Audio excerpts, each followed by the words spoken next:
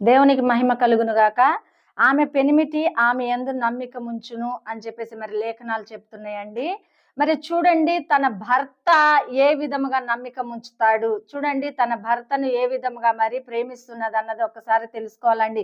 చాలా మంది ఏం చేస్తారంటే నా భర్త నన్ను ప్రేమించట్లేదు, నా భర్త నన్ను మంచిగా చూసుకోవట్లేదు, నా భర్త నాకు విలువ ఇవ్వట్లేదు అని ఆ యొక్క భ్రమలో ఉంటున్నారు. కానీ నిజముగా నీ భర్తను నువ్వు నిజంగా గౌరవిస్తున్నావా?